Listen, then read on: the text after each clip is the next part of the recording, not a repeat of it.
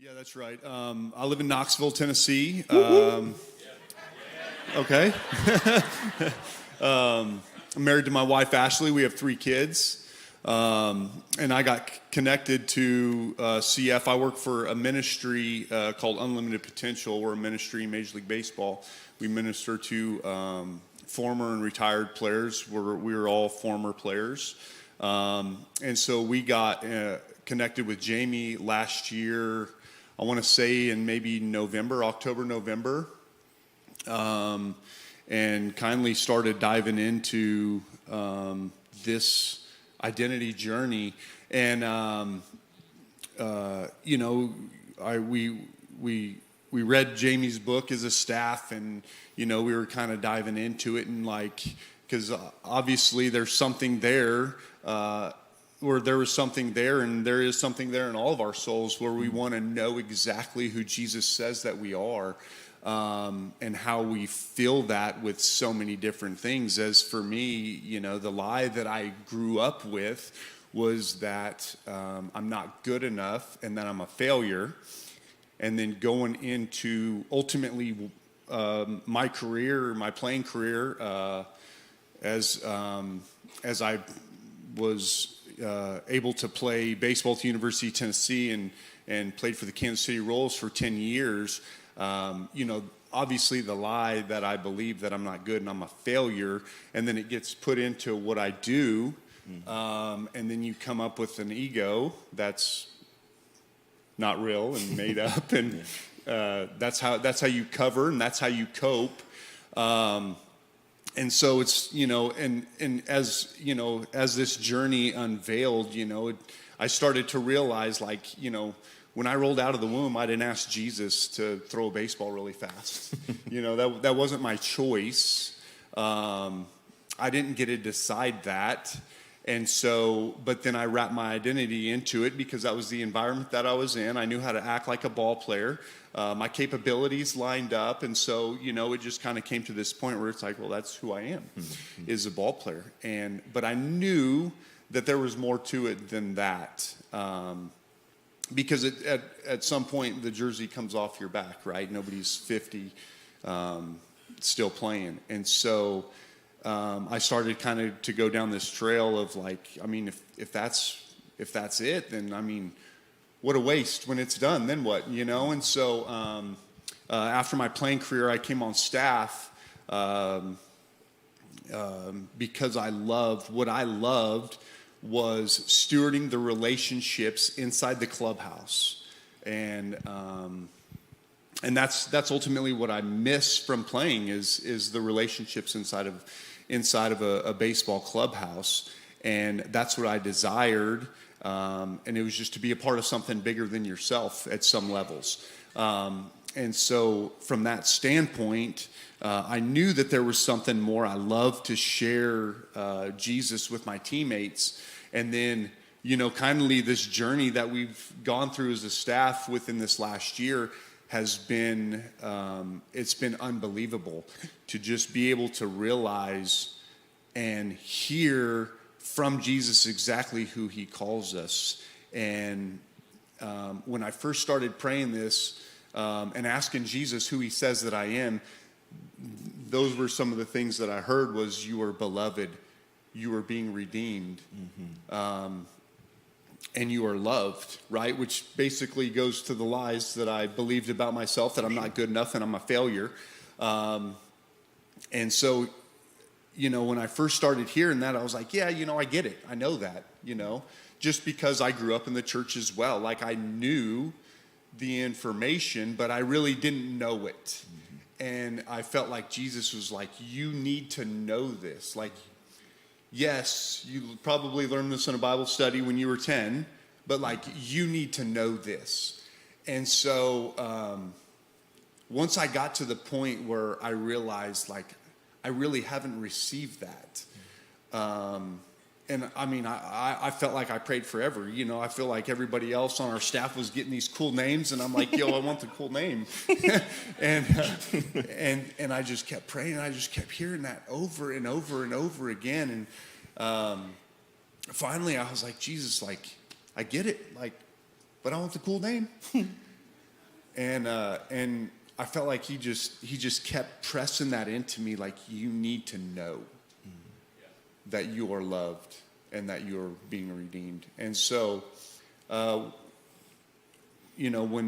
I was finally able to receive that, is when I really felt like, and that was, we came to the export here last year, I think it was in March, and it was then, walking through that at the very end, I think when we went through the identity prayer, and I heard steward giver.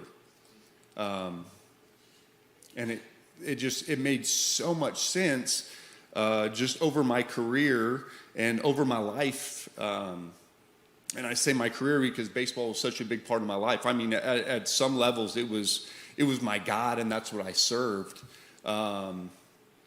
And so just seeing this come to fruition, and then understanding, like, that's how Jesus has knitted me and formed me, is I receive from him. It's, like I said, it's none of my own asking. Like, I received the ability to throw a baseball well, and I stewarded it, and now I give it away. Wow. And so it's this cool image that I see myself, that Jesus just hands me this stuff. I steward it, and then I go give it away. And like Jenna said, that's when I'm most alive. And so right now what I do is I'm on campus full time at the University of Tennessee, with the baseball team as the chaplain, which a lot of kids don't know what a chaplain is anymore. And so I introduced myself as a personal development leadership coach. Yeah. Covert. I like that. Yeah. And so, yeah. And so, like, in the midst of that, like, when I walk into that clubhouse, that's when I feel most alive. That's when I really feel fully surrounded with joy. And every morning when I wake up, I have to hear it. I ask Jesus to appoint my day. Who do you want me to meet with? What do you want me to know? What do you want me to do? So good. And then I have to ask him, like, who do you say that I am? I have to hear that every day because we're forgetful people, right? And I'm probably the worst at it. You know, I can roll out of bed, grab a cup of coffee, and hit the ground running and completely forget that. And I need to hear that every single day, and then it's through that lens that I operate all day. And so being in that clubhouse, it's like I ask Jesus all the time, like, anytime I walk into a scenario, it's like, what do you want me to steward, and what do you want me to give him? Come on. Wow. And so, like, walking into the University of Tennessee, I ask him pretty much every day, what do you want me to steward? I want you to steward the relationships with these young kids, with these young ball players. What do you want me to give them? I want you to give them me. Perfect. Let's go. And so this journey has been unbelievable, and especially in our staff, and just to see our staff start to move and start to operate out of our own identities, and just the way that Jesus is starting to place things in our lives, place the relationships. They're on campus. What he's given to me is those relationships, and I'm to steward them well. I get 3 or 4 years to steward the relationships with these guys, and then I give them back to Jesus. And so living that identity out is ultimately what I've always desired. I've always seen it in my life, but hearing it from Jesus is ultimately what has transformed that. I really wish that I knew this 30 years ago. Mm-hmm. That would have been huge. But now it's a cool opportunity that I have, that I can share with these young college kids or these major league ball players that we deal with now, that we can give that to them so they can steward that. And you're starting to see that, right? Even, and you don't have to get details, but even on the UT baseball team, can I get a woo woo? I'm for UT baseball, but you're seeing some of this transformation with identity, the stuff we've been teaching the last couple, like it's bigger than this community. Isn't that beautiful, right? It's like moving across the world in lots of ways, but uniquely, it's, you're getting to leverage that and helping kids lean into who God says they are, even on the baseball team. Yeah, it's unbelievable. And as you can imagine, a baseball clubhouse can be a dark place. Guys are good at, a certain ability, and you know, in that world, they make money and people love them, and so you can see how you can kindly become your own God, and it can be a dark place, and sometimes it can be a hard place to share the gospel. You know, it's like, why do I need a God? You know, I'm in the big leagues, or, you know, whatever it is. But it has been so awesome to see this. So this fall, our discipleship group at the University of Tennessee, we started it, and I took them through the identity exchange, and we walked through that as a group.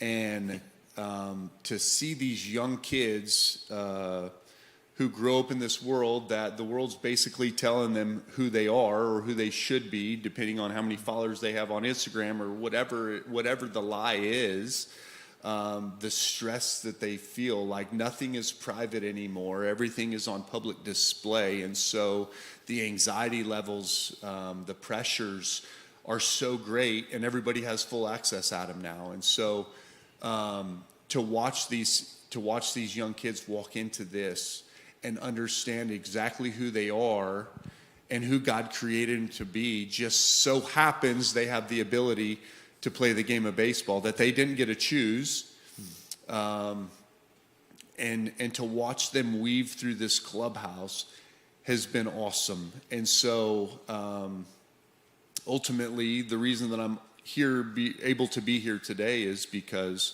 one of the guys on the team, Jesus calls him a loving teacher. And so I'm missing Chapel this morning, but he's taken over. And so as a loving teacher, of course he would take over Chapel, which is amazing. And I'm not a teacher, and so this works great. And so, which ultimately now he's taken over the discipleship group. There's another guy in that group that Jesus calls him a selfless leader, and another guy that Jesus calls him a gatherer.